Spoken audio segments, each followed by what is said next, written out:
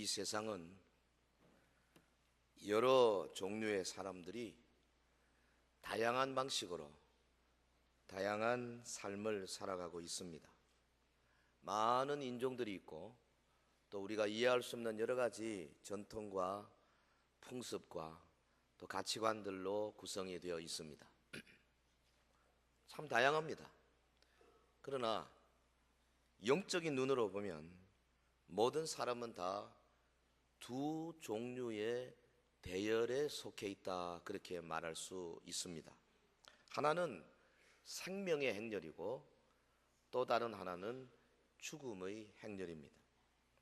생명의 행렬에 속한 사람들은 예수님을 믿고 그를 따르는 자들이고, 죽음의 행렬에 속한 자들은 이 세상 임금인 사탄을 따르는 자들입니다.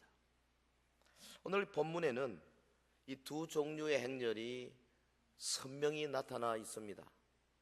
나인성으로 향하여 들어가시는 예수님 일행, 그리고 그 나인성에서 나오는 장례 일행, 예수님과 그의 제자들, 그리고 예수님을 따르는 많은 무리들이 이룬 행렬은 생명의 행렬이고, 과부의 외아들의 시신을 메고 나오던 장례 행렬은 이른바 죽음의 행렬이라, 그렇게 우리가 상징적으로 생각할 수 있습니다.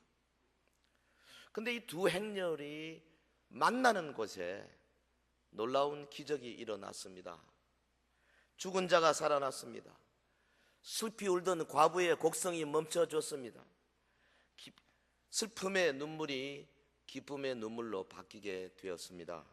이것은 구약의 선지자 엘리야나 엘리사 시대로부터 적어도 한 900여 년 흐르고 난 오랜 침묵을 깨고 하나님께서 특별히 이 세상에 강력한 부활의 능력을 행사하는 장면입니다.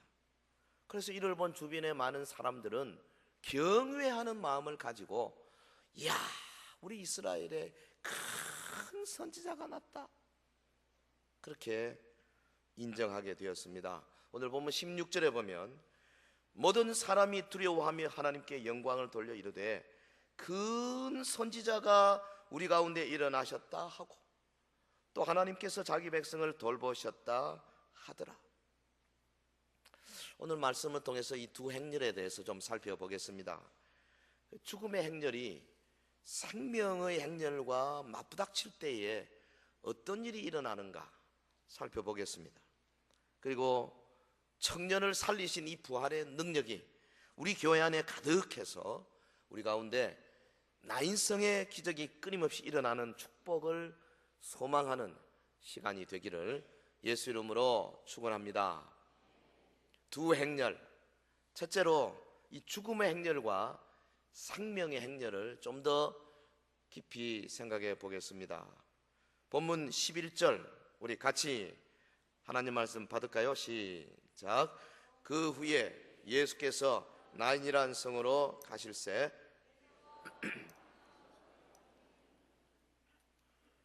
계속해서 12절 같이 하겠습니다. 시작.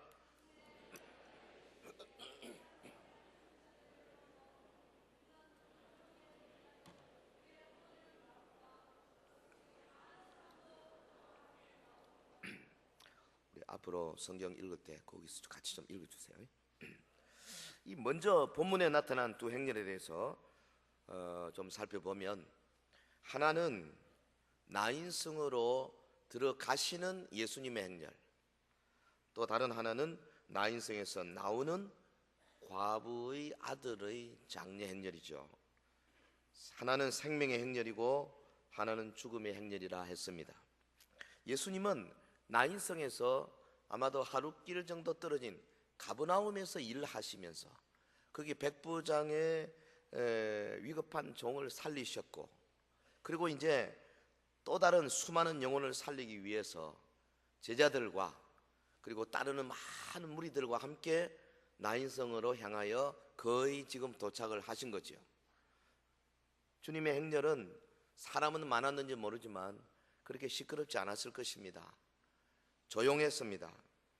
주님을 따르는 사람들의 모습에는 소망과 생명의 빛이 역력했을 것입니다. 예수님의 행렬은 생명의 행렬이었습니다. 주님이 만나는 사람, 주님이 가르치는 말씀, 모든 것이 다 생명이고 소망이고 빛이었어요.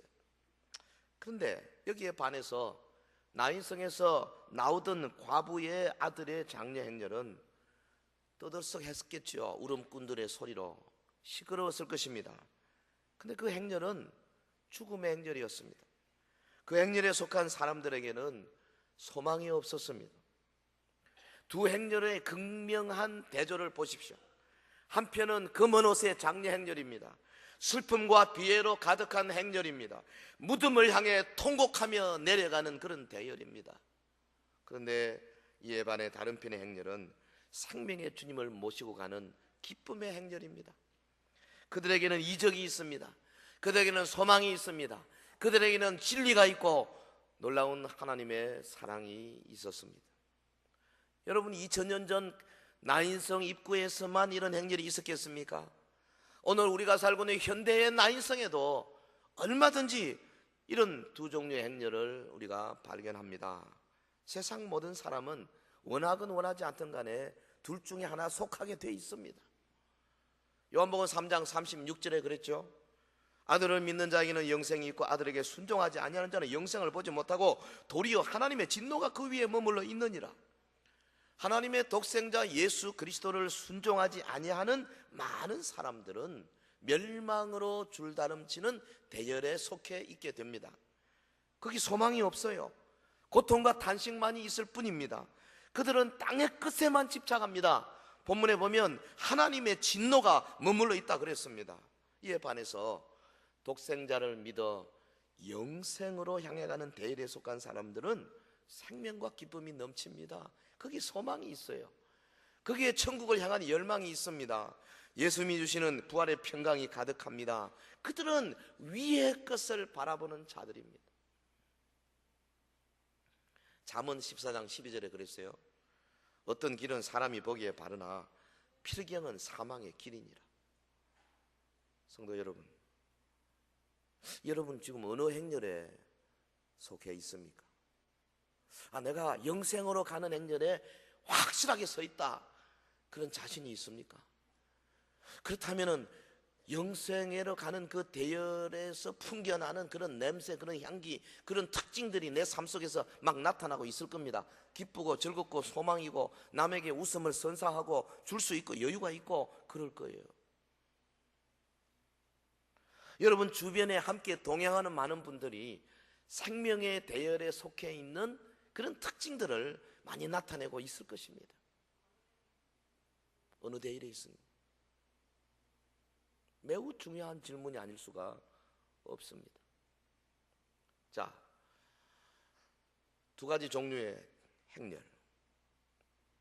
두 번째로 이 생명의 행렬 앞에 죽음의 행렬이 멈추어 선 모습을 잠시 생각합시다.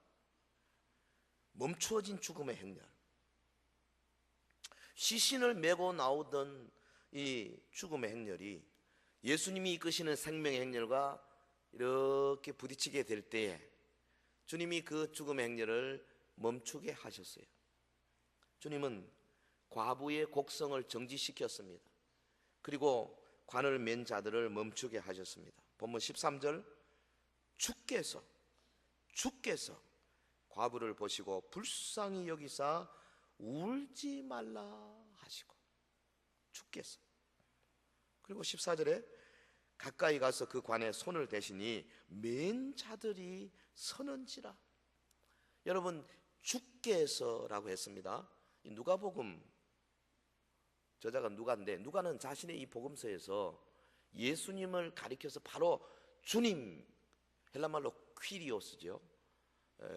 히브리 말로는 아도나이입니다. 이 주, 퀴리오스, 이렇게 부른 것이 여기가 처음입니다. 그러니까 나인성의 이 이적 사건은 누가복음 7장에 이르기까지 예수님이 하신 모든 일 가운데 지금 클라이맥스다 이거죠. 그러니까 죽은 자를 살리는 부활 사건, 이것을 지금 강조하기 위해서 누가가 느닷없이 예수님이 하지 아니하고 주께서 그랬어요. 예수님을 가리키는 칭호로 사용된 이 퀴리오스란 이것은 주님이 인간의 가장 근본적인 문제인 죽음까지도 다스리시는 주권자임을 선포하는 그런 단어입니다. 그리고 계속해서 거기 주께서 과부를 보시고 불쌍히 여기사 그랬죠. 불쌍히 여기다. 우리말로 번역은 이렇게 했습니다만은 여기 조금 원래는 뜻이 조금 의미가 좀 달라요. 스플랑크 니조마이라는 말인데 이게 창자가 뒤틀렸다는 그런 뜻이에요.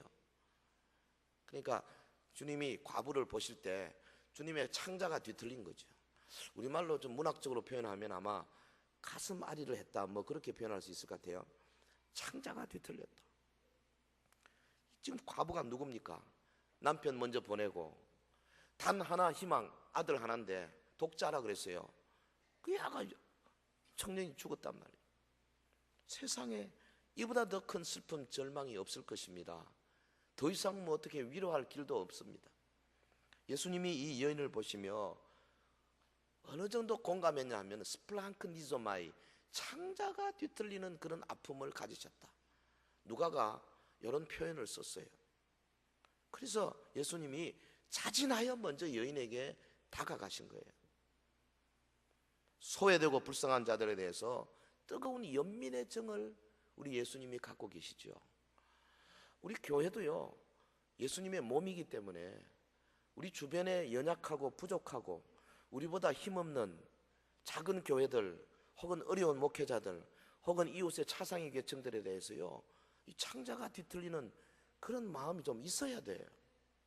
너무 우리 담안해서 이렇게 해가지고는 이 주님의 심정이 되기가 어려운 겁니다. 줄 알아야 돼요. 성도 여러분, 예수님은 독자를 잃고 절망 속에 빠져 슬피 우는 과부에게 아픈 마음을 가지고 뭐라 하시? 울지 말라 그랬어요. 울지 말라. 이것은 막연한 위로가 아닙니다. 우리 장례식에 가가지고 그냥 뭐 별로 힘도 없으면서 아이고 너무 슬퍼하지 마십시오, 그런 위로가 아니에요. 이것은 자신감에 넘치는 말씀이에요. 내가 너의 눈물의 뿌리를 다 제거해 주겠다. 내가 네 아들을 살려주겠다. 자신 있는 말씀이에요. 실제적인 긍휼의 말씀이에요. 여러분, 하나님이 우리에게 주시는 긍휼은 이런 겁니다. 그냥 뭐 별로 힘도 없는 그저 나도 끓여주는 정도, 내 마음에 조금 훈풍이 부는 정도가 아니에요. 우리의 어려운 문제들을 신이 해결해 버리시고 죽은 자를 살리시고 아픈 자를 고치시는 능력의 주님이신 줄 내가 믿습니다. 우리 주님은 지금도 성도의 눈물을 외면하지 않으십니다.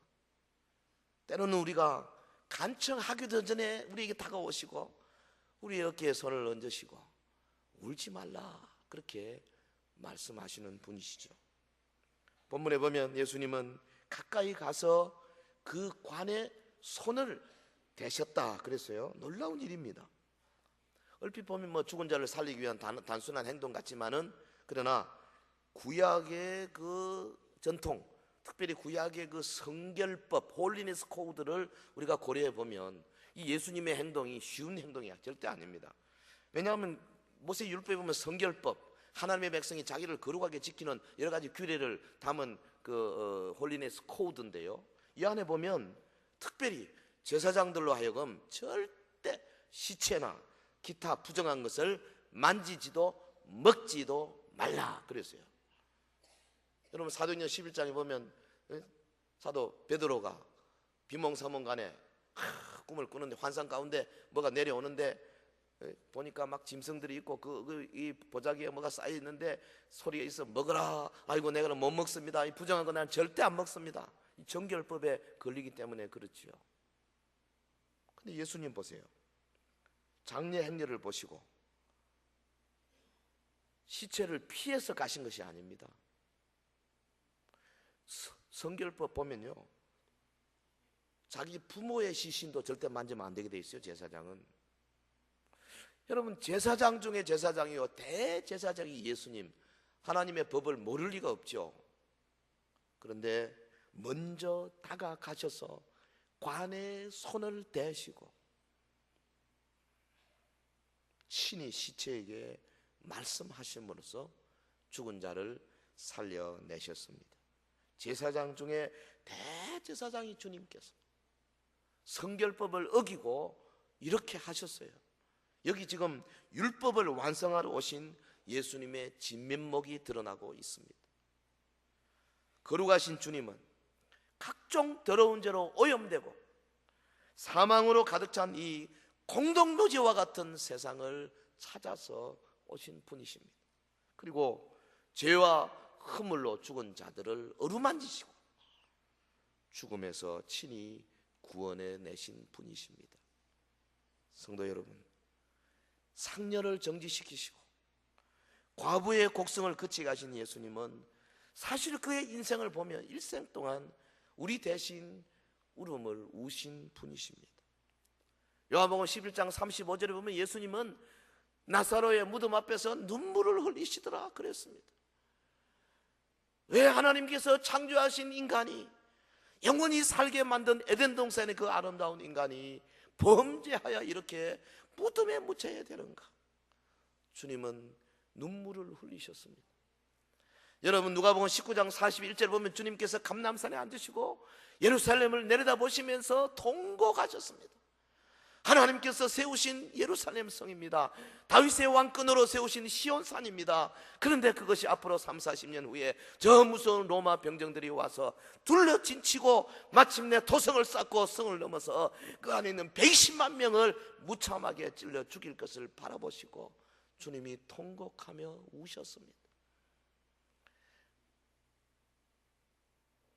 그리고 특별히 겟세마네에서 심한 통곡과 눈물로 간구했다 그랬어요.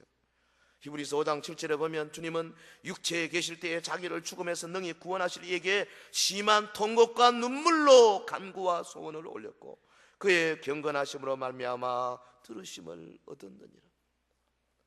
우리가 기억하기로 겟세마네 동산에서 제자들에게 그랬습니다. 9명 밑에 두고 8명 밑에 두고 3명 이제 끌고 올라와서 자기와 돌 하나 거리에 앉게 하실 그때에, 얘들아, 내가 지금 심히 고뇌하여 죽게 되었으니 너희는 여기 위해서 기도하라. 시험에 들지 않게 기도하라. 그리고는 돌 하나 던질 만한 거리에 가셔서 무릎을 꿇고 땅에 이마를 대으시고, 그리고 그 땀방울이 핏방울이 되도록 심한 통곡과 눈물로 하나님 앞에 기도하셨다 그랬어요. 우리 주님은 우리 몫의 아픔과 저주를 다 받으셨습니다. 여러분, 그가요 잡히시고 이제 십자가를 지고 온몸에 매맞은 몸으로, 피곤한 몸으로, 밤새도록 끌려다닌 몸으로 갈보리로 올라갈 그때에 많은 여자들이 뒤따라왔습니다. 엉엉 울었습니다. 그때 주님께서 뒤돌아보시면서 말씀하시기를, 예루살렘의 딸들아, 나를 위하여 울지 말고 너희와 너희 자녀를 위하여 울라. 그는 우리의 몫의 아픔과 저주를 다 받으신 분이십니다. 그리고 이제 주님을 따르는 주님의 참 성도들에게 울지 말라 그렇게 말씀하십니다. 주님은 우리에게 천국의 평안과 기쁨을 주기를 원하시는 분이시죠. 사도 바울은 이 면에서 주님이 주시는 평안을 한량없이 받은 사람입니다. 그는요 매맞고 그 쓰린 몸을 가지고도 빌립보 감옥에 갇혔어도 오히려 빌립보 교회 성도들에게 편지하기를, 주 안에서 항상 기뻐하라, 내가 다시 말하노니 기뻐하라, 그렇게 주님의 기쁨을 노래했습니다. 사랑하는 서연의 성도 여러분, 우리 모두 우리를 위하여 대신 울어주신 그 주님을 찬양하는 그 찬양의 모임이 바로 이 예배 아닙니까? 그리고 그 주님을 본받아서 우리 주변의 어려운 이웃을 위하여서 참으로 나의 시간과 물질과 나의 노력과 모든 것을 총동원하여 긍휼의 손길을 펴는 일에 더욱 힘쓰시기를 주의 이름으로 축원합니다. 생명의 대일과 죽음의 대일이 맞부딪힐 때에 놀라운 역사가 일어났어요. 세 번째로 이 죽음의 행렬 위에 부활의 능력이 임한 사실을 같이 좀 생각하겠습니다. 상녀의 행렬을 멈추게 하신 예수님은 사망에서 생명으로 옮기는 이 놀라운 기적을 나인성 입구에서 직접 몸으로 보여주셨습니다. 주님은 장례 행렬을 따르는 많은 사람들, 그 수많은 사람들하고, 그 다음에 예수님 일행 수많은 사람들이 보는 앞에서 직접 관에 누인 시체에게 명령하셨습니다. 여러분, 당시 그 관, 소로스라는 이 관은 요즘처럼 이렇게 사면으로 막아서 시신이 안 보이는 그런 관이 아닙니다. 일종의 시체를 싣고 드는 들끝과 같은 것, 조금 나은 것은 막아 올리지만 위에는 튀어놓은 겁니다. 그러니까 바로 시신을 보고 말할 수 있는 그런 관이지요. 예수님이 시체에게 명령하셨습니다. 청년아, 내가 네게 말하노니 일어나라. 마치 산자에게 하듯이 죽은 시체에게 명령하셨어요. 여러분, 야이로의 딸에게도 달리다굼, 소녀야 일어나라. 나사로의 무덤 앞에서도 죽은 시체를 향하여서 나사로야 나오라. 주님은 온 우주 만물을 다스리시는 분이십니다. 살아있는 생물뿐 아닙니다. 죽어있는 자들에게도 주님이 직접 명령하시면 그가 말 안 들을 수가 없는, 주님은 절대 권력자요, 주재권자요, 우리의 영원한 주님이신 줄 믿습니다. 믿습니다. 이 주님을 우리가 믿는 거예요. 죽은 시체에게 청년아, 내가 네게 말하노니 일어나라. 여러분 어떻습니까? 너무나 놀랍게도 죽은 시체 청년이 누워있다가 그냥 일어나 앉았어요. 본문 15절에 죽었던 자가 일어나 앉고 말도 하거늘 예수께서 그를 어머니에게 주시니 그랬어요. 일어나 앉고, 이 말은 다른 성경에는 없는 말씀이죠. 누가가, 의사 아닙니까? 의사 누가가 아네 카디센이라는 단어, 의학적인 용어를 여기다 썼다 그래요. 그래서 예수님이 그를 살리셨다 하는 것을 의학적인 용어를 가지고 확실하게 사실적으로 증거하는 그런 말씀입니다. 청년이 일어나 앉았습니다. 그리고 본문에 보면 말도 했다 그랬어요. 말을 통해서 예수님의 부활의 능력을 증거했겠죠. 예수님은 살아난 청년을 자기 제자로 따라오라 하지 아니하시고 그 불쌍한 과부에게 주셨습니다. 그 과부가 더 큰 기쁨으로 충만하게 되었을 것입니다. 어마어마한 축복을 받은 거죠. 성도 여러분, 예수님은 생명의 주인이신 우리의 주님이십니다. 주님은 모든 권세를 가지셨다 그랬어요. 요한복음 10장 18절에 나는 버릴 권세도 있고 다시 얻을 권세도 있으니 그랬어요. 여러분, 예수님의 이름 앞에, 예수의 이름의 권세 앞에 사망까지도 복종할 수밖에 없었습니다. 나인성을 나오던 이 사망의 행렬은 주님의 부활의 능력에 부딪혀가지고 놀라운 역사를 거기서 이루었어요. 그리고 이제 주님은 예수 이름을 소유한 성도들에게 이 권세를 주기를 원하시지 않습니까? 믿는 자들에게 이런 표적이 따르니 너희가 내 이름으로 귀신을 쫓아내라, 내 이름으로 새 방언을 말해라, 예수 이름으로 병을 고쳐라. 주님은 이 예수 이름의 권세를 믿는 자들에게 주셨어요. 오늘 저와 여러분이 이 권세를 사용할 줄 알아야 되는 거죠. 마태복음 28장 18절에 하늘과 땅의 모든 권세를 내게 주셨으니, 그러므로 너희는 가서 하늘과 땅의 천지의 모든 권세를 하나님 아버지께서 예수님에게 주셨어요. 그러므로 너희는 가서 그랬어요. 예? 그러므로가 뭡니까?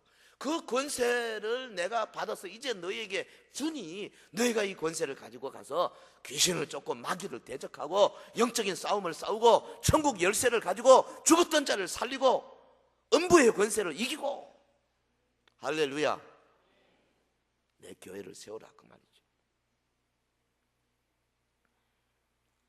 필라델피아에 템플 대학이라고 있지 않습니까? 유명한 대학이죠. 아마 미국에서도 꼽는 대학 중에 하나입니다. 근데 이 코넬이라는 사람이 세운 학교인데요, 본래 그 코넬이 무신론자고 회의론자지요. 남북 전쟁 때 그 대령이었습니다.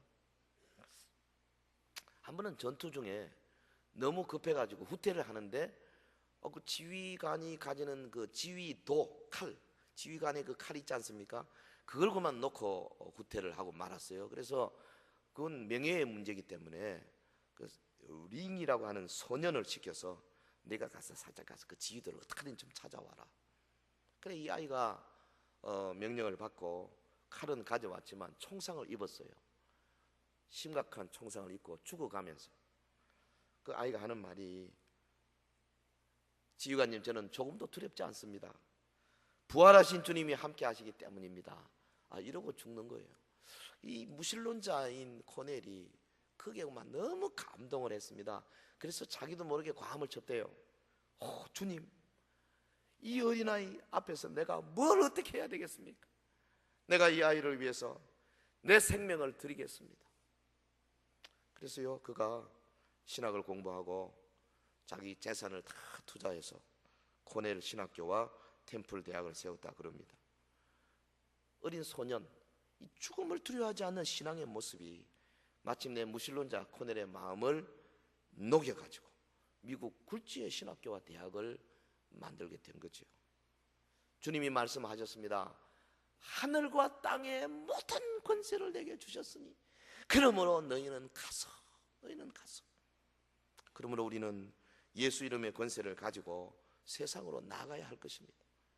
사도 바울처럼 장차 주님의 재림시에 우리 모두 생명의 부활로 살아나게 될 것을 만천하에 증언하는 이 부활의 증인이 되는데 절대 여러분 소홀하면 안 됩니다. 인색하면 안 돼요.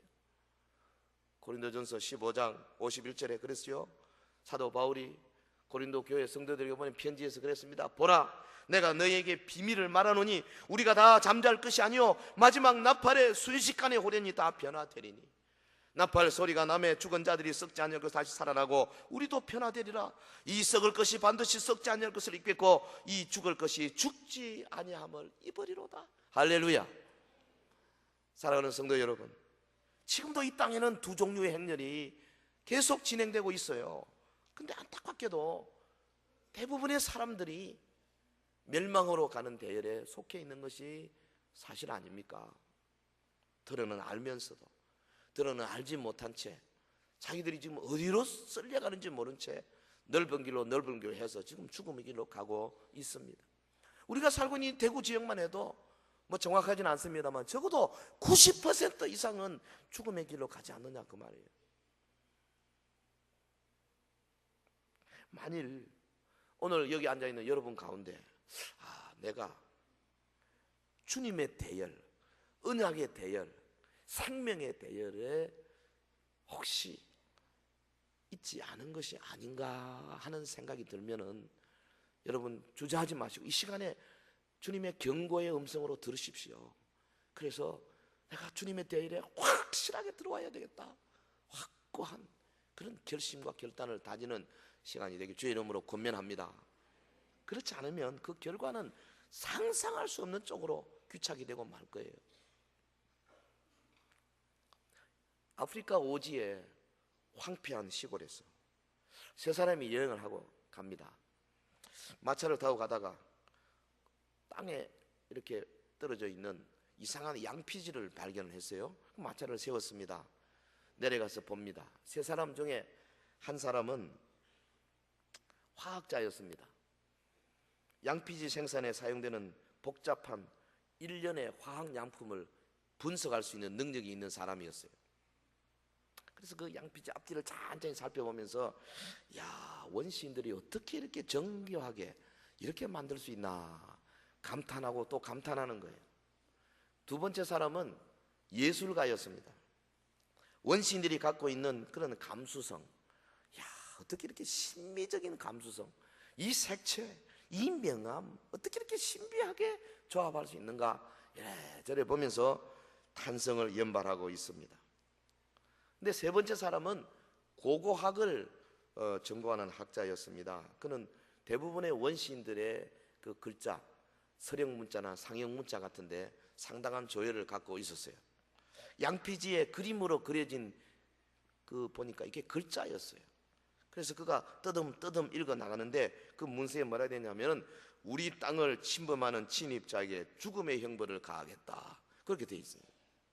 그래서 이 사람이 고고학자가 깜짝 놀라가지고 두 사람 예술가와 화학자에게 여보 빨리 도망가야 된다고, 그리고는 막 줄다름 도망을 가는데 두 사람은 여전히 양피를 들고 이야 색깔 좋다, 이야 이거 어떻게 만들었냐 감탄하고 있다가 원주민들에게 잡혀서 죽음을 면치 못했습니다.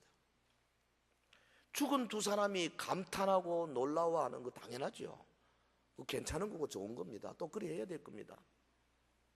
조금도 잘못되지 않았습니다. 그런데 그 결과는 천만 뜻밖입니다. 그들은 양피지가 보여주는 의미를 다른 각도에서 보려고 했어요. 예술적인 차원에서 보려고 했습니다. 과학적인 차원에서 보려고 했습니다. 양피지의 내용은 빨리 도망가지 않으면 죽는다는 내용인데, 오늘 우리가 직면하고 있는 여러 사례 현상들이 보여주고 있는 의미가 무엇인지 어느 각도에서 파악하느냐가 중요합니다. 종말에 돌아가는 이 모든 광 보고 어느 각도에서 이 사회를, 이 세계를, 이 강대국들과 열방들의 각축 현장들을 보느냐가 중요하다 그 말이에요. 과학기술이 만들어내고 있는 놀라운 진보와 발전, 오늘의 경제가 이루어가고 있는 놀라운 풍요를 감탄만 하다가 험한 꼴을 받지 않을까 염려가 많습니다. 여러분, 그 화학자와 예술가는 자기 분야에 대하여 최선을 다하여 연구하고 헌신했음에도 불구하고 양피지가 담고 있는 경고의 메시지를 제대로 알지 못하여 죽음을 당했습니다. 여러분, 오늘 예수님 이 땅에 죽음의 행렬을 찾아오고 계시지 않습니까? 이제는 육신의 몸으로가 아니라 주의 몸 된 교회로 세상을 찾아오고 계십니다. 예수님은 지금 교회를 통하여 세상을 방문하기를 원하신다 그러죠. 그러니까 이 교회는 어떻게 됩니까? 멸망으로 가는 대열에 휩쓸려 가고 있는 죽은 자들의 귀에다가 주님의 그 생명의 복음, 부활의 복음을 강하게 외쳐야 할 책임이 있습니다. 청년아 내가 내게 말하노니 일어나라, 외쳐야 된다 그 말이죠. 여러분, 죽음의 행렬을 우리는 가로막아 서가지고 죽은 시체에게 예수 이름의 권세로 생명의 복음을 담대하게 증거해야 할 책임이 오늘 교회에 있는 거예요.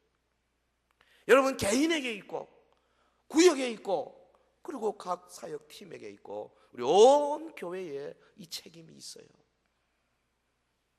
마침내 주님 오셔서 이 세상을 변화시키는 그날까지 우리 교회는 나인성의 기적을 거듭 창조하는 능력의 교회가 되기를 주의 이름으로 축원합니다. 축원합니다. 다 같이 합심해서 기도하겠습니다. 말씀 생각하면서 기도하겠습니다. 생명의 대열, 죽음의 대열, 나는 어디에 속해 있는가? 그렇다면 나는 죽음의 행렬에 있는 자들을 향하여 어떤 자세를 가져야 할 것인가? 여러분 주변의 오이코스들을 바라보면서 금년 한 해는 내가 어찌하든지 정말로 생명을 증거하는 자가 되겠다 결심하시기를 바랍니다. 우리 다 같이 믿음으로 하나님 앞에 우리의 믿음을 고백하겠습니다. 거룩하신 우리 하나님 아버지, 주의 은혜와 사랑을 참으로 감사와 찬송을 드립니다. 오늘도 귀한 말씀을 함께 나누었습니다. 죽음의 행렬과 생명의 행렬을 우리가 생각을 했습니다. 나인성 입구에서 맞부닥쳤을 때에 우리 주님은 정말로 긍휼의 마음을 가지고 행렬을 멈추게 하시고 죽은 자를 향하여 말씀하신 것 다시 한번 생각합니다. 이제는 우리 교회가 그 일을 감당해야 할 줄 압니다. 우리 주변의 죽음의 행렬에 속해 있는 많은 자들에게 저들의 행렬을 멈추게 하고 아버지여 죽음의 그 빠져가는 자들에게 생명으로 인도해내는 믿음의 증인들이 되게 하여 주시기를 간절히 원합니다. 우리 교회 각 구역들이, 이사회 구역들이 이 일을 감당하는 일에 최선을 다하게 하옵소서. 우리 구역원들이 아버지 이 일을 위하여 최선을 다하게 하여 주옵소서. 우리 주일학교가 이 일을 위하여 최선을 다하게 하여 주옵소서. 예배와 선교와 봉사와 양육과 징교의 각 사역팀들이 이 일을 위하여 최선을 다하게 하여 주시옵소서. 아버지 우리 교역자들이 하나님 말씀을 준비하며 신방하며 이를 위하여 최선을 다하게 하여 주옵소서. 주옵소서. 우리 교회를 구성하는 모든 구성원들 한 명 한 명에게 우리 좀 이 말씀이 레마가 되게 하옵시고, 나인성 입구에 일어났던 이 생명의 대열과의 조우를 통하여 우리에게 주고자 하시는 주님의 음성을 듣게 하여 주시기를 간절히 원합니다.